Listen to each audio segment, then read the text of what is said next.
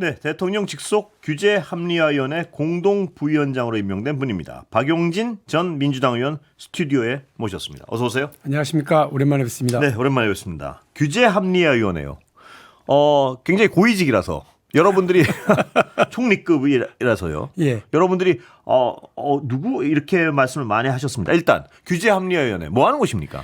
우리 국민들께서는 규제개혁위원회라고들 많이 기억하실 텐데 총리가 원래 위원장이었습니다. 그런데 이제 이거를 이재명 대통령께서 취임하시고 두어 차례 이렇게 규제 전략회의라는 걸 진행하시고 또 대통령으로서 이제 규제를 좀 합리화시켜내지 못하면 경제 성장도 어렵겠구나 이런 판단을 하시면서 대통령이 직접 위원장을 맡겠다 의지를 보이셔서 행정규제 기본법이 있습니다.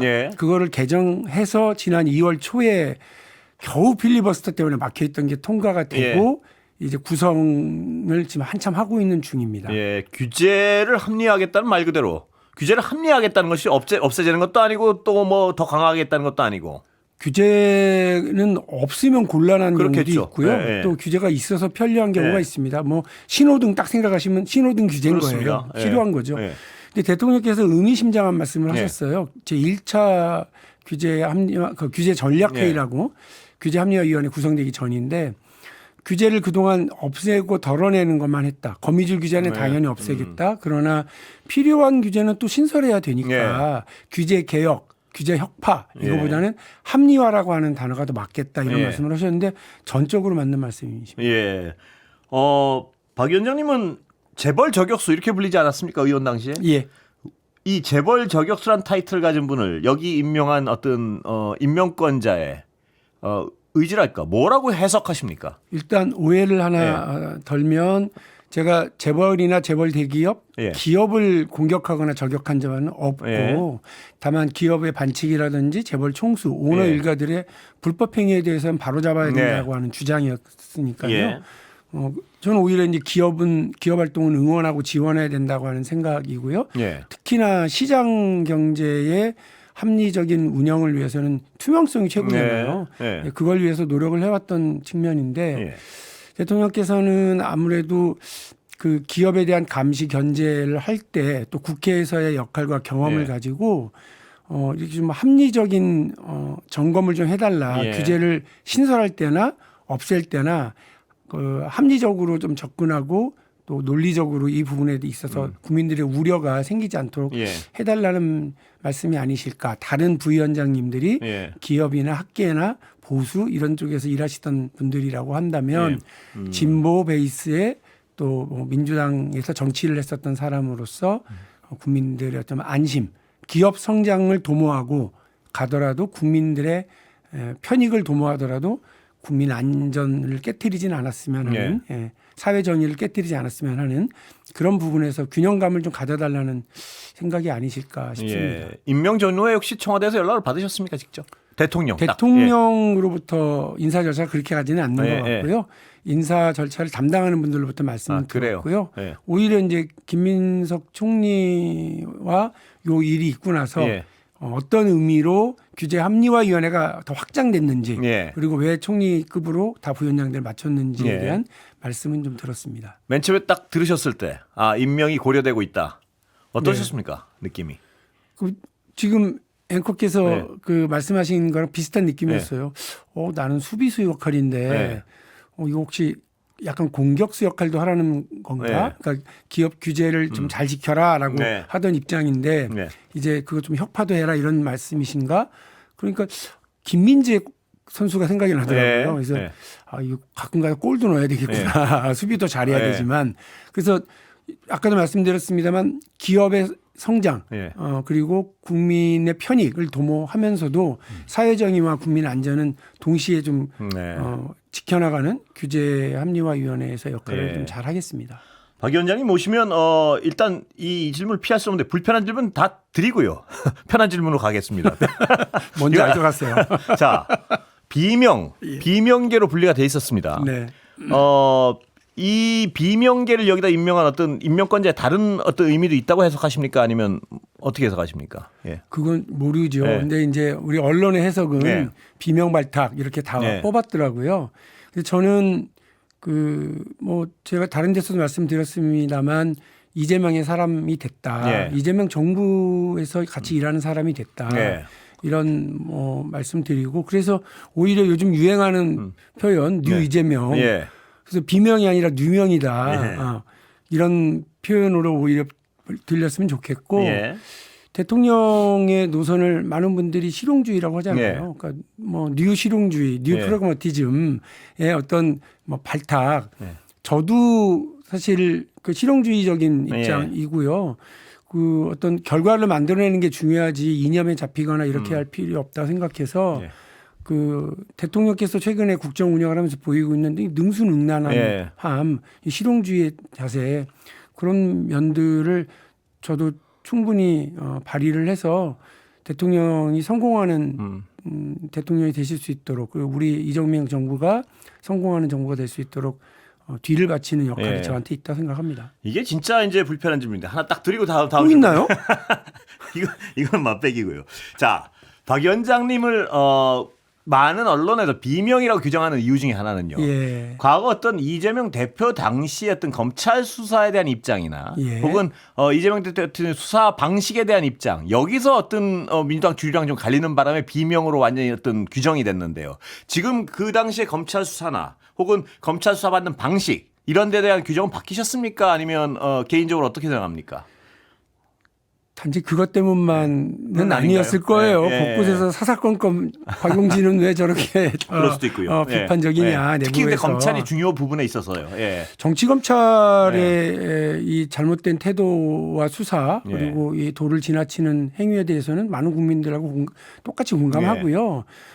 당시 다만 이제 검찰 수사와 관련해서 이걸 피할 거냐 예. 아니면 당원 뭐 예를 들어서 당원 당규가 정한 대로 갈 거냐 뭐 예. 이런 원론적이고 그렇죠. 원칙적인 측면 부분에서 약간 의견들이 갈랐던 것 예. 같고요.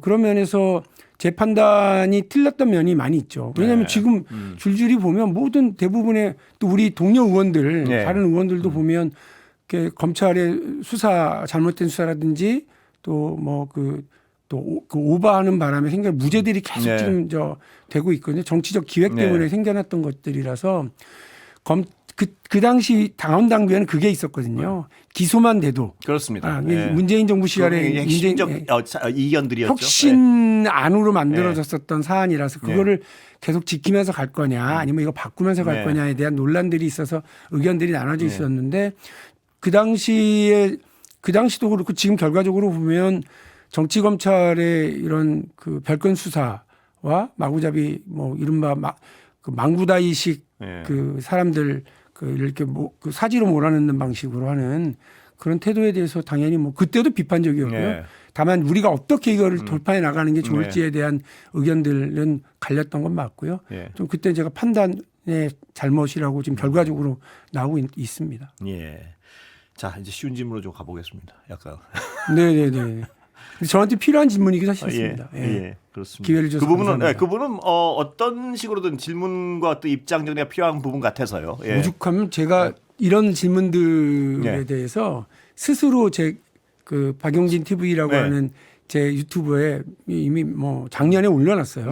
매운맛 인터뷰, 뭐 당신 수박 아니냐. 그런 질문들까지 다 제 사과할 건 사과하고 말씀을 드려놨습니다.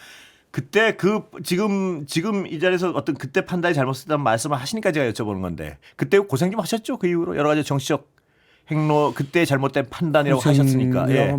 뭐 어쨌든 우리 그 정치인들 간의 이런 그 논쟁이라든지 의견의 다툼은 이렇게 있을 수 있고요. 같이 했다가 나눠지기도 했다가 또 다시 합류하기도 하고 이렇게 하는데 이제 제가 제일 마음 아팠던 건 그 당 지지층들 그렇죠. 그리고 당원들한테 어떤 그 불편한 마음을 드리거나 그분들과 이렇게 불화를 겪는 건 어쨌든 정치인의 책임이거든요. 그러니까 비명 박용진이 누명으로 거듭나고 있다 이렇게 말씀드렸지만 그거야 제가 규제합리화위원회 부위원장으로 잘 역할을 하고 성과를 만들어내서 국민들께 이재명 정부가 박수 받아야 우리 당원들이나 지지층들이 인정해 주실 거라고 그렇습니다. 보고요. 그 면에서 뭐 최선을 다해서 원톱 스트라이커 이재명 대통령이 골 넣을 수 있도록 제가 이제 중원의 미드필더 중에 한 명이니까 뒷받침 잘하고 킬패스 잘 넣어드리고 그렇게 해서 하겠습니다. 이재명 대통령의 어떤 행정 스타일, 통치 스타일은 어떻게 관찰해보니까 어떻게 평가하십니까? 그러니까 그러니까 결과를 만들어내려고 하는 그리고 기초자치단체장 때부터 쭉 이겨온 그게 왜 안 돼? 이런 스타일이신 것 같아요. 그러니까 이걸 그러니까 갈등이 있거나 막 논란이 벌어지면 그냥 그걸 묵묵히 듣고 끝나는 사람들이 있거든요. 그런데 그런 분들은 행정을 하기가 어렵죠. 결단하고 결과에 대해서 책임지고 그 내가 책임지니까 하세요. 근데 그게 왜 안 돼요? 라고 이렇게 얘기할 수 있는 리더가 필요하거든요. 그런 면에서 제가 아까 표현했던 능수능란한 대통령 그리고 실용주의적인 행정가의 타입으로 일들을 만들어 나가고 있고 그때그때 국민들이 답답해하는 것들에 대해서 즉각적으로 반응하려고 하는 건 대단히 중요한 일이거든요. 근데 거기서만 끝나면 그냥 행정가예요. 근데 대통령이 6대 개혁 과제를 제출한다거나 한미 간의 안보 동맹을 더 강화하려고 한다거나 그다음에 AI와 관련돼서 한다거나 이렇게 또 규제 개혁이 중장기 미래 과제, 미래 산업을 성장시키려고 하는데 더 많이 있거든요. 과제가. 그거 되게 중요한 그러니까 그 어떤 그냥 이게 단순히 오늘의 일을 정비해 나가는 오늘 길을 정비해 나가는 행정가에 머물지 않고 길을 뚫고 나가려고 하는 정치가의 모습이 있어요. 그래서 규제합리화위원회는 저는 행정보다는 반보 앞서서 그래서 우리 이재명 정부의 여러 부처들보다는 반보 앞서서 정치적인 상상력과 규제를 풀어나가는 그런 에너지를 좀 결집시켜야 되는 역할을 해야 되는 것 아닌가 싶습니다. 박 위원장 보시기에는 지금 규제 중에요. 우선적으로 이건 좀 합리화하고 싶다는 개인적인 뭐 분야가 있습니까 혹시? 아니요, 저 지금 재가가 나고 나서 임명이 되고 나서 계속 지금 브리핑을 받고 관련 협회들도 만나고 얘기를 중이시군요. 듣고는 있는데요. 어쨌든 저는 미래 성장 산업에 대한 규제를 해야 된다고 생각해요. 규제를 해야 된다는 말이 이상하게 생각되실지 모르지만 규제가 없으면 더 힘들어요. 그러니까 마차 시대의 규제를 가지고 그 자동차가 나왔을 때 그거를 탈 것이라고 생각해서 규제하면 아무것도 안 되는 것처럼 자동차 시대에 그 자율주행 모빌리티 산업을 키우려고 그러면 그 자동차에 규제하던 걸로는 안 되거든요. 새로운 규제를 만들어서 성장을 하기 위한 가이드라인을 만들어주는 게 필요한데 대통령께서도 거기에 관심 많으신 것 같고요. 저도 뒷받침을 열심히 하도록 하겠습니다. 오늘 대통령의 발언 집권 세력이 됐다고 마음대로 다 할 수 없다 이런 언급이 있었는데 혹시 보셨죠? 네. 그렇습니다. 어떻게 해석하십니까? 어떤 부분에 대한 발언입니까 보시기에? 대통령께서 하신 말씀에 대한 정치적 해석을 해야 할 위치에 있지 않고요. 다만 그 말씀에 틀리다 맞다 할 게 없잖아요. 너무나 당연한 말씀을 하신 거고 정치인이 그다음에 권력을 가진 사람이 늘 경계해야 되는 마음을 다시 표현하셨을 거라고 보고요. 민주당 쪽에 그리고 정부 부처에 들어와 있는 많은 민주당 쪽 분들에게 똑같이 하시는 말씀이라고 봅니다. 검찰 개혁을 콕 집어서 염두에 둔 것이다. 이런 해석에 대해서는 동의하십니까 혹시? 제가 거기에 해석을 달지 않도록 하겠습니다. 아까 불편한 질문이 끝난 줄 알았는데 자꾸 하시네요. 이병태 교수 논란은 어떻게 보십니까? 제일 불편하군요. 같이 일하게 된 분인데 한번 제가 봤더라고요, 그분을. 제가 잊어먹고 있었어요. 봤더라고요. 그 전에 그래서 기자들이 이병태 교수님 아십니까? 전혀 그래요? 본 적이 없습니다. 이렇게 얘기했는데 나중에 생각해 보니까 100분 토론에서 그래요. 상대로 만났겠군요. 상대로 만나고요. 그때 이거 힘들다. 저분은 이제 저하고 의견도 다르지만 의견을 펼쳐나가는 방식에 대해서도 독특한 자기 논리가 있으시더라고요. 근데 이제 그때는 그때고 지금은 이제 견해가 다른 분들도 저는 어떤 합일점을 만들어내야 되는 위치라고 생각하고요. 아까 제가 잠깐 표현했지만 미드필더가 3명인 거예요. 저나 남궁범 사장님이나 이병태 교수님이나 다 그 성장한 과정이 다르고 시각이 다르고 경험이 다른 분들이니까 누구는 킬패스, 누구는 센터링, 누구는 개인 전술을 통해서 원톱 스트라이커 이재명 대통령이 골 넣을 수 있도록 만들어주는 게 역할이니까요. 제가 남의 그 기술과 이거에 대해서는 따로 얘기하지는 않겠고 민주당 지지층이랑 혹은 저가 볼 때 그분이 하신 말씀 중에 동의하지 못하는 말들이 많죠. 용납하기 힘든 말이 좀 있어요. 그건 어떻게 해야 됩니까? 근데 이제 그분이 어쨌든 그 사과를 하셨으니까 이제 우리 이제 인사권자는 대통령이시고요. 그래서 기대하는 역할이 있으실 테니까 저는 같은 동료로서 이제 일을 해야 되는 상황이니까 제 각오를 좀 남달리 하겠습니다. 예, 알겠습니다. 예, 자, 동료 힘드시죠? 뉴스하이킥. 여기 원래 좀 힘든 데라는 소문이 좀 있습니다만, 니킥을 여러 차례 맞는 분위기입니다. 하이킥 정도. 뭐 대통령의 뭐 임명 의도 같은 걸 여쭤보면 그건 모른다 그러실 테니까 여쭤보진 않겠습니다. 열심히 분발해서. 아니 저 이병태 교수에 대한 그건 진짜 모르죠. 육하상한제 오늘 이거 실무적으로 어떻게 보십니까? 이게 정부가 구두 개입한다는 표현 하잖아요. 뭐 한국은행 정부가 구두 개입했다, 뭐 금리에 대해서, 뭐 물가에 대해서. 근데 그렇게 했을 때 시장 가격이 안정화되거나 혹은 공급자들인 기업이 좀 이렇게 눈치를 보거나 내가 좀 과하게 가격을 책정했나 이렇게 해서 움찔하는 경우 있거든요. 가격 안정 정책으로 좋다고 보고 그리고 이제 최대한 빠른 속도로 지금 하겠다는 거 아닙니까? 지정 절차가 있을 테니까. 그런 면에서 저는 요거 딱 나왔을 때 이것만으로는 안 될 텐데 그 유류세 관련해서도 뭔가 방침이 좀 더 나와야 안정화 효과가 날 텐데 했는데 오늘 그 방침도 같이 발표를 한 걸로 제가 들었고요. 이게 뭐 아주 초단기에 벌어진 예외적인 상황이니까 이게 지금 상당히 올해 거의 지금 석유 제품에는 처음인 걸로 제가 아는데 워낙 뭐 그 비상 상황이니까 도입하고 있는 걸로 알고 있습니다. 공급망을 좀 흔들어서 오히려 더 혼란을 부추길 것이다 이런 비판도 있습니다만.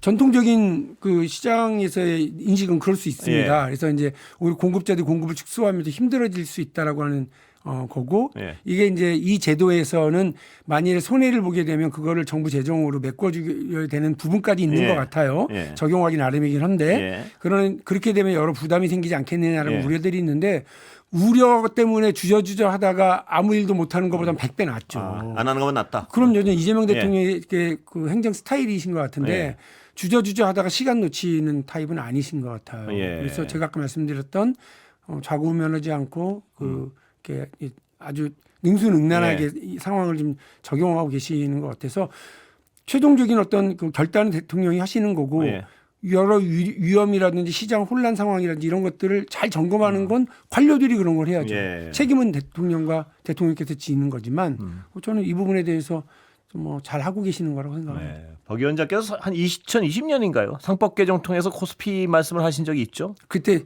코스피 3천 법안으로 제가 상법 개정안을 냈었습니다. 지금 방향 같습니까? 예, 맞습니다. 방향 같습니까? 상법 개정안에 그 당시 제가 냈었던 거 핵심은 이사회의 그 3%를 이라든지 집중투표제라든지 이런 게 다 있죠. 감사위원 분리선출이라든지 다 있죠. 그러니까 이런 것들이 이번에 적용되는 거 보고 제가 깜짝 놀랐고 근데 이제 또 우려를 하더라고. 이제 주총 시기가 돌아오고 이러니까 쭉 보니까 벌써 기업들 중에 일부는 아니 이사회를 잘 구성해서 기업 투명하게 유지하고 지배주주라든지 경영 측을 잘 견제하라. 그래서 그 이제 주주들의 이익을 잘 보호하라고 하는 건데 그런 면에서 이걸 잘 받아들이면 되잖아요. 적용 잘하고. 그렇죠. 근데 이걸 또 의회에서 회피하려고 그러고 무력화시키려고 하는 기업들이 있더라고요. 그러니까 이런 부분에 대해서 정부가 또 잘 감시해야 되는 게 이게 재벌 총수 일가들의 이익, 자기들이 5% 가지고 있으면 5%만큼의 권한을 행사하고 책임을 져야 되는데 실력은 안 되면서 과하게 지배하려고 그러면 안 되죠. 그거를 못하게 하려고 그랬더니 또 이걸 우회하려고 그러면 그건 막아야겠죠. 막아야죠.